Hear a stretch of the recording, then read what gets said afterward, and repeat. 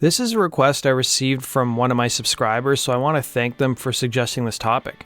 For today's video, we go back to Lollapalooza in 1995. Founded in 1991 by Jane's Addiction frontman Farrell, he would start the traveling tour known as Lollapalooza. That would become one of the most memorable music festivals of the 90s. It would run until 1997, after which it took a 6-year hiatus. The 1994 incarnation of the festival was supposed to be featuring so-called indie bands, and keep in mind I'm using the promoter's words, not mine. The 1994 version of the festival was supposed to see Nirvana headline, but by the summer of 1994, Kurt Cobain was dead, so their plans changed. The so-called indie year would be moved to 1995, with Sonic Youth headlining, along with Hole, Pavement, Beck, Cypress, Bikini Kill, and Sinead O'Connor on the bill. It seemed like the promoters of the festival by 1994 were receiving a lot of backlash from both fans and critics. Stuart Ross, who served as the festival's tour director during the 90s, recalled to the Washington Post, "In 94, the press was starting to take shots at us. They said Smashing Pumpkins and Beastie Boys are platinum-selling artists, and Lollapalooza was never a show for platinum artists. In 95, the same press came back and said, Lollapalooza's a ripoff, there's no headliners." When the 1995 incarnation of the festival happened, it had been about a year since Courtney Love's husband had passed away. Of all the artists on the bill that year, Courtney Love and her band Hole seemed to attract the most media attention. From the beginning of the tour in George Washington, there was drama between the bands on the bill. It was only further exasperated by the internet, which was still in its infancy, at least to the general public, but it also created a new way for fans to get even closer to their favorite artists and get a better understanding of what was happening behind the scenes. For Lollapalooza 1995, Spin Magazine teamed up with some of the artists on the bill who wrote tour diaries that would be published online. Thurston Moore of Sonic Youth would publish an entry that called out Courtney Love, writing, "Everyone is disgusted and grossed out. Perry Farrell is bummed. Everyone's bummed." He would go on to reveal that Courtney Love, during a stopover in Vancouver, Canada, and I quote, yelled at the audience something about how she was wearing a cast on her arm because she punched some expletive in the face. He would go on to reveal that Courtney Love, and I quote, sucker punched Bikini Kill frontwoman Kathleen Hanna, and she in turn filed criminal charges against Love. 4 days later, it had turned out that Love had read Thurston Moore's posts. Suddenly, Moore had a change of heart, and from his follow-up online posts, it appeared him and Courtney Love were friends again.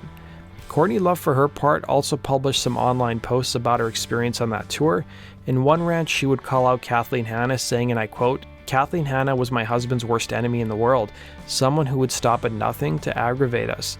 She would go on to refer to Hanna as, and I quote, "rat face." It's important to note that Hanna was responsible for coming up with the name Smells Like Teen Spirit, which eventually became Nirvana's most popular song. So you're maybe wondering, what went down between Courtney Love and Kathleen Hanna? Well, you'll get a different story depending on who you ask and what you read in the press. Hole guitarist Eric Erlandson would recall to the Washington Post, "We had bulk candy backstage. I go, Courtney, there's Bikini Kill frontwoman Kathleen Hanna. You should offer her some candy." She grabbed the candy and just threw it at her. Everybody was like, "Oh my god, she punched her in the face." But from what I saw, she threw the candy and kind of slapped her in the direction of her face. I don't know if she actually hit her or what. It doesn't matter. It was not cool. The whole tour started on that note, he'd say. Meanwhile, Hole bassist Melissa Oftermauer would say, "Courtney did a fake cat hiss, like a joke, like we're at war kind of thing, making a weird joke in passing. Next thing you know, there's an explosion of arguing. Maybe a shove? I can't remember. Kathleen Hanna screamed at the top of her lungs, 'I challenge you to a feminist debate in any university in America.' I was like, what is this? It was hilarious," she'd say. Entertainment Weekly covered the incident at the time, publishing a report on July 28, 1995 that read, "Just hours into the Alternafest July 4th debut in George Washington, Love started a fight backstage with Bikini Kill singer Kathleen Hanna, a guest performer of Sonic Youth. While the brawl was brief, a source says it ended with a punch or two. It was just the beginning of Love's feuding." Meanwhile, the Orlando Sentinel reported something completely different, claiming the scuffle happened on stage, publishing a report that read, "Kathleen Hanna of the band Bikini Kill told investigators that Love punched her in the face when she was on stage July 4th in George Washington. Love was given a criminal citation similar to a traffic ticket." Courtney Love would look back at the incident, telling the LA Weekly in 2013, "You know, I actually punched Kathleen Hanna and paid 30 grand for that too, but that punch was so well deserved, I wouldn't take it back for anything," she'd say. And it wasn't just the punch that rubbed people the wrong way on that tour, but Love's overall behavior. Pavement Stephen Malcolmus would tell the Washington Post, "Courtney was terrifying to me. I remember scolding her one time. She threw a temper tantrum in the dressing room. She took 2 jars of salsa and threw them against a concrete wall, and I just had enough. And I went in there and yelled at her. I was like, some poor person's gonna have to clean that up." Everybody was concerned about her. That kind of brought everybody together. It was kind of a really nice group, he'd say. Entertainment Weekly, meanwhile, would publish a report in 1995 that read, "For Mighty Mighty Bosstones lead singer Dickie Barrett, the Love Bite came backstage at the Polaris Amphitheater in Columbus, Ohio on July 14th. He was midway through a live phone interview on Chicago's WLUP-FM when Love took the receiver to offer, among other thoughts, that she had clocked 4 people since achieving star status. Everybody I clock gets famous," she said. When LUP DJ Liz Wilde jokingly offered herself up for punching, Love demurred, "I wouldn't because you haven't been bugging me and Kurt for the past 5 years." In 2019, it was revealed that Bikini Kill would be reuniting for some concerts, with Bust magazine raving about the news on Instagram. But Courtney Love wasn't. She responded to Bust magazine's posts saying, "Speak for yourself. Biggest hoax in the history of rock and roll. Yeah, it's worse when I speak truth to the rock male industrial complex, but at least I have the best view. 2 of that band, total amateurs.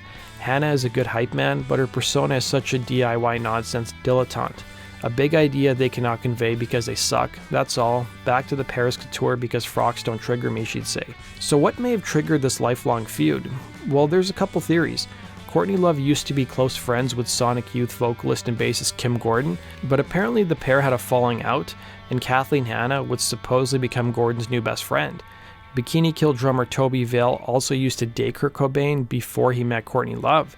In 2005, Love would be interviewed by Spin magazine, where she was asked about her relationship with Hanna, responding, "I still don't like her. She still bugs me." Kathleen Hanna runs that ship, referring to her relationship with Beastie Boys member Adam Horovitz in a way that's far more Yoko than I'd ever be. "I really liked Toby Vale and Kathleen in the beginning, but then I just thought they were hypocrites." The website Stereogum would claim that the whole song Rockstar was partially written as a shot at Hanna, criticizing Bikini Kill's Olympia roots. That does it for today's video, guys. Thanks for watching. Be sure to like button and subscribe, and we'll see you again on Rock and Roll True Stories. Take care.